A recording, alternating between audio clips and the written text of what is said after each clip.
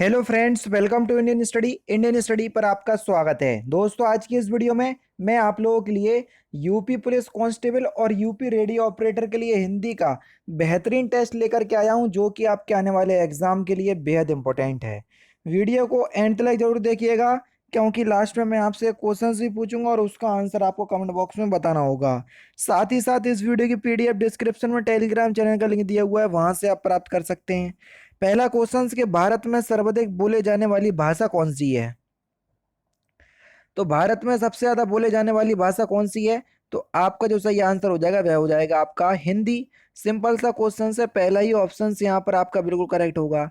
संस्कृत भाषा में कितने शब्द रूप हैं? बढ़िया क्वेश्चन, जल्दी से बताओ। तो दोस्तों, अगर हम संस्कृत भाषा के शब्द रूप की बात करें, कितने शब्द रूप हैं, तो ये है आपका 24। चौथा ही ऑप्शन यहाँ पर आपका बिल्कुल करेक्ट हो जाएगा। अधिकतर भारतीय भाषाओं का विकास किस लिपि से हुआ? बढ़िया क्वेश्चन, जल्दी से बताओ। तो किस लिपि से हुआ?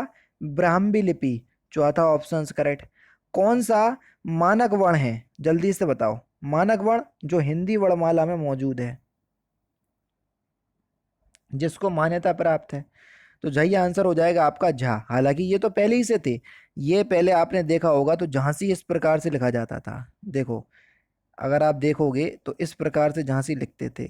अब ये चला गया और ये आ गया, तो ये आपका जो कहलाएगा, ये कहलाएगा अमानक और ये कहलाएगा आपका मानक। ठीक है, नेक्स्ट क्वेश्चन आपके सामने है। ठीक है, तो ये आपका मानक वर्ण कहलाएगा। निम्नलिखित में से कौन सा नासिक के व्यंजन है? नासिक यानी कि जिसका उच्चारण नाक से होता है। अब हर वर्ग का जो पांचवा व्यंजन होता है वो नासिक व्यंजन होता है। अब देखो, चा छा जा जा या, ये जो है आपका नासिक व्यंजन है, चा वर्ग का पांचवा व्यंजन। शुद्ध वर्तनी का चयन करना है, जल्दी से बताओ 44 में कि कौन सी शुद्ध वर्तनी है। सही आंसर आपका क्या हो जाएगा सर? ऋषि शुद्ध वर्तनी का उदाहरण है, दूसरा ऑप्शन करेक्ट। क्वेश्चन नंबर 45 में भी आपको शुद्ध वर्तनी बतानी है, जल्दी से बताओ। दीर्घायु, पहला ही ऑप्शन यहाँ पर आपका बिल्कुल करेक्ट। किस शब्द में उपसर्ग का प्रयोग नहीं हुआ है? समेत शब्द में जो है आपका उपसर्ग का प्रयोग नहीं हुआ, चौथा ऑप्शन करेक्ट। हिंदी में कृत प्रत्ययों की संख्या कितनी है? बढ़िया क्वेश्चन से, जल्दी से बताओ। बता चुका हूँ, इससे पहले वाले शायद परसों के टेस्ट में हुई थी। 28, पहला ऑप्शन करेक्ट। देशज शब्द बताना है जिनकी उत्पत्ति हमारे ही देश में हुई है, उनको देशज शब्द कहते हैं। जैसे कटोरा हो गया, लोटा हो गया, खटिया हो गया, ये सभी देशज शब्द हैं। नील कमल में कौन सा समास है? नील कमल यानी कि नीला है जो कमल, और जहाँ है जो और के समान की हिंदी निकलती है तो कर्मधारय समास होता है। या फिर एकमात्र समास जो विशेषण और विशेष के योग से बने, तो वो भी आपका कर्मधारय समास कहलाता है, दूसरा ऑप्शन करेक्ट। परीक्षा शब्द निम्नलिखित वर्गों में से किस वर्ग में आता है?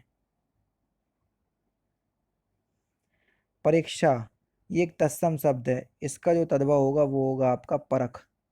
ठीक है, तद्भव शब्द आपको बताना है 51 में, जल्दी से बताओ।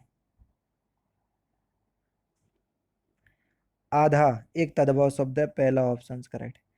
पक्षी संबंधित पर्यायवाची कौन नहीं है, यानी कि जो पक्षी का पर्यायवाची शब्द नहीं है? प्राणेश, दूसरा ऑप्शन करेक्ट। शुक्ल का विलोम शब्द क्या है? 53, जल्दी से बताओ।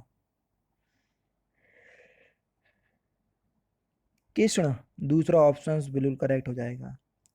सर्प मेघ हरिण किस शब्द के अनेकार्थी शब्द हैं?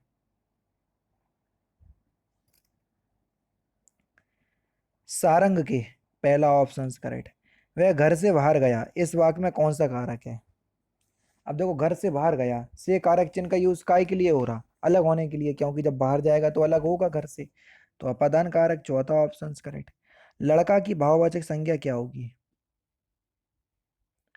तो सिंपल सा क्वेश्चन है, तो लड़का की जो भाववाचक संज्ञा होगी वो होगी आपकी लड़कपन, तीसरा ऑप्शन करेक्ट। निम्नलिखित में से कौन सा शब्द स्त्रीलिंग और पुल्लिंग दोनों है? तो सही आंसर आपका क्या हो जाएगा सर? हार शब्द जो दोनों ही है, स्त्रीलिंग पुल्लिंग। निम्नलिखित वाक्यों में से रेखांकित पद विशेषण आपको बताना है, उसका भेद आपको छांटना है। कुछ बच्चे कक्षा में शोर मचा रहे थे, तो आपको बताना है कुछ शब्द जो है वो व्याकरण की दृष्टि से कैसा शब्द है। अनिश्चित संख्यावाचक विशेषण, चौथा ऑप्शन करेक्ट। निष्प्रय शब्द का अर्थ क्या है? 59। जो इच्छा रहे तो, दूसरा ऑप्शन करेक्ट। निम्नलिखित में से कौन सा वाक्य शुद्ध है? 60 का, जल्दी से बताओ। शरद काल में चंद्रमा की शोभा देखने योग्य होती है, तीसरा ऑप्शन यहाँ पर आपका बिल्कुल करेक्ट। 61 और 62 में क्या करना है? एक वाक्य को चार भागों में व्यक्त कर दिया, जिस पार्ट में गलती है उसी का चयन करना है। नेताओं का अपमान करना मूर्ख होगी, तो आपको बताना है कि इसके किस पार्ट में गलती है। नेताओं का अपमान करना मूर्ख होगा, तीसरे पार्ट में गलती है। उनके पिता की मृत्यु प्रांत के बाद उनके चाचा उनके संग रहने लगे, तो आपका सही आंसर क्या होगा? इसके किस पार्ट में गलती है? पहले ही पार्ट में गलती है, उनके पिता की मृत्यु के बाद। देखो, मृत्यु प्रांत भी आ रहा और के बाद भी आ रहा, जो जो कि एक साथ नहीं आ सकते, क्योंकि इसका मतलब भी मृत्यु के बाद और के बाद भी आ रहा। तो मृत्यु शब्द आएगा, प्रांत शब्द अड़े आएगा। औंधी खोपड़ी मुहावरे का सही अर्थ क्या है? मतलब का मूर्ख होना, पहला ऑप्शन करेक्ट। आए थे हरि भजन को उठन लगे कपास, इस लोकोक्ति का सही अर्थ क्या है? वांछित कार्य को छोड़कर अन्य कार्य में लग जाना, दूसरा ऑप्शन करेक्ट। चारू चंद्र की चंचल किरणें खेल रही हैं जल तल में कौन सा अलंकार है? चावड़ की आवृत्ति बार बार आ रही, जहां चावड़ की आवृत्ति बार बार आती है तो वहां पर कौन सा अलंकार होता है? अनुप्रास अलंकार, पहला ऑप्शन करेक्ट। यहाँ पर देखो कि कौन सा छंद है क्वेश्चन नंबर 66 में। देखो, तीन ऑप्शंस जो हैं वो आपके किसके दिए हुए हैं?